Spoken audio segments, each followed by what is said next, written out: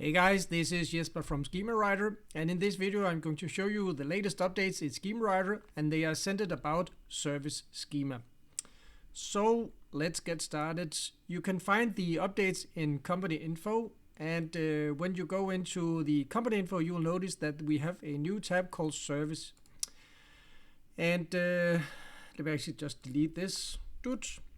So service is the place where you can add service schema, and we have two ways of adding service schema to your websites. We have service schema like this, add new service, or we have offer catalog. And so you can see what the way they differ is that when you add offer catalog schema, you can see that it says offer catalog, and when you add a service schema, you can see that it says service. So the difference between these two types of schema is that service describes one service. It could be tree service or tree pruning or stump grinding or tooth removal, if you're a dentist or whatever, a single service.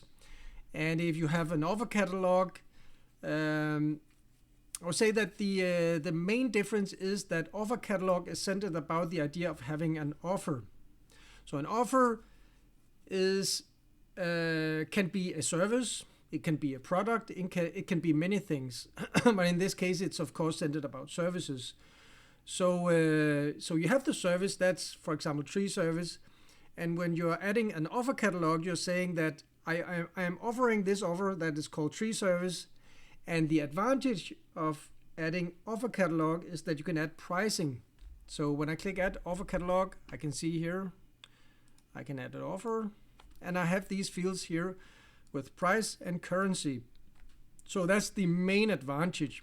For example, if I want to add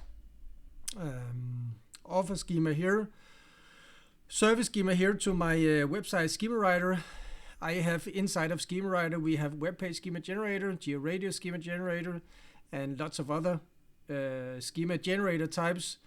So what I would do is I would create an offer, and then I would call the offer web page schema generator, and I would so actually I could actually use the pricing from my pricing page here, 59, 89, 189.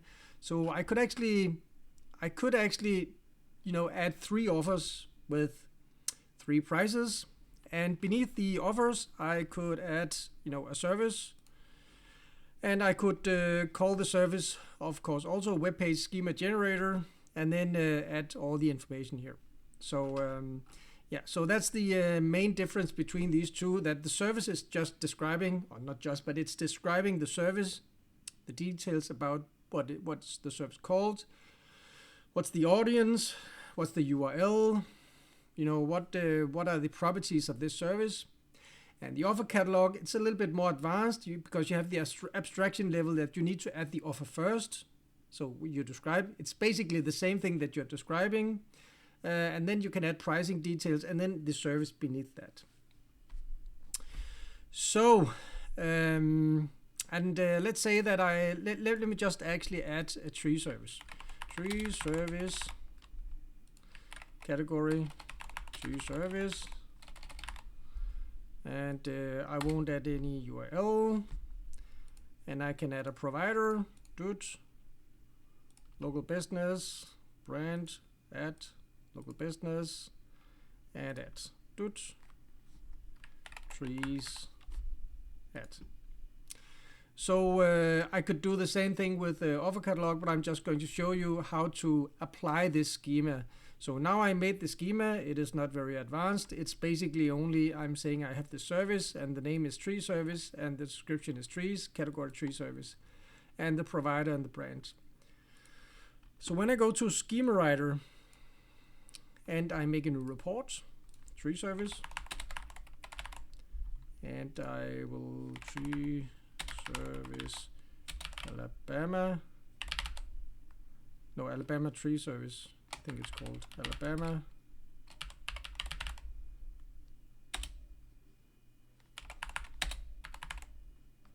Alabama tree services. So that was the company that I worked in. Target URL. Okay, I'll need to go back to see what their homepage URL is. Where we have, so that's the homepage URL. Schema writer, make a report, tree service, Alabama tree service, Dutch, location, Dutch, or this is location, Alabama, United States, why not? English, Dutch, generate. So I'll just click pause while it's generating, and then I'll show you after. Alright, so now it's done, so I will click view Dutch. And inside of the report you now have these two options that are new, that you have not seen before: offer catalog schema and service schema. So because I did not create any offer catalog yet, it says please add offer catalogs in the company info, so it's just a message to you. So let me close this guy here. So service schema. So of course, as always, this checkbox is a decider if schema is added or not, and you can also granular decide down here if you want to include this schema or not. So let me just disable all of these here, so it's a little bit easier. So we can see, and let me also delete this video schema here. So now we have the service schema. So this is what it looks like: service, and add ID, context schema.org, service, area served, and so on and so forth. So one thing that you will notice is that we have this area served here, and that's a very clever trick, because if you have added georadius schema, which I did for this business, this test business that I added. So if you have added the georadius schema, what you will notice is that the georadius schema uses this area served here. And so this is of the type administrative area, and then the add ID of the page that we are working on. And this add ID is actually what we're using down here. So you can see the area served and then this add ID. What this means is that if we copy this schema, and go over to schema.org and validate, code snippet, let's go down here, see what was it. It was service area served here. So you can see here that it says, so yeah, it's a service, and this is the add ID, and then you have the name, description, category, the things I added, and then you can see area served here. And note that inside of Schema Writer you don't see any geographical details here, right? You don't see those here, but over here in the schema.org validator you actually see the geo, the geotype, the georadius, postal code, and the contains place, the places that is contained in the georadius schema. And so this is a very clever trick that we have added to Schema Writer, that the schema types are interlinked using the add ID, and in this case the area served. And the reason that this is a good idea to do is because when you are the typical use case for service schema is for local SEO, right? So that's the typical use case, local SEO. And when you're doing local SEO, typically you want to increase visibility in Google for a number of city names or area names, city names in the vicinity of your Google business profile or your company's address. And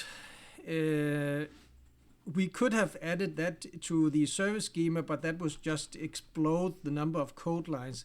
So you can see here now we have, I can't see below my face here, but we have something in the vicinity of 100 code lines here. But still it is very advanced schema that we actually have here. So we have a lot of schema. And of course we can also, we can add the web page, and the image, article, and FAQ. click save here, and copy and go over to validator, then of course it will be much more. So now we are actually close to 500 lines, and because I included the article schema, it's now of the type of article. But still, this article, and still the web page does contain the service schema, and it still comes out as one item in schema validator. And so that's the important thing, is that that all of the schema is interlinked for you. And let me see if I can show you something interesting down here. Yes, so we made a rule that if you include person schema in your company information, so we actually also add the person as a provider for the service, because that further actually interlinks the schema. It's a technical detail, but it might be good to know that. Let me actually show you here. This guy here, view. Yeah, so I have person schema down here, and let's see if I don't remember if I. Okay, so I can't show you here because I didn't add any service here yet. But anyway, so that's just a thing that it's good to know, that if you do add person schema, we also automatically add the person as a provider in the service everywhere actually. So yeah, so that's just an overview of the new features inside of schemawriter. As an additional small thing is that we also added support for Slovenian language. So if you are from Slovenia or you use the Slovenian language, you now use this in Wikipedia entities. We actually, I think we also added Slovenian language in the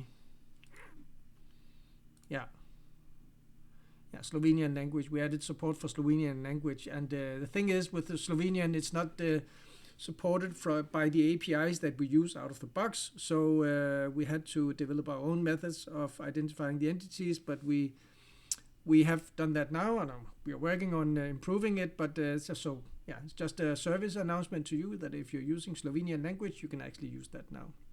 So I hope you enjoyed the updates. Take care, guys.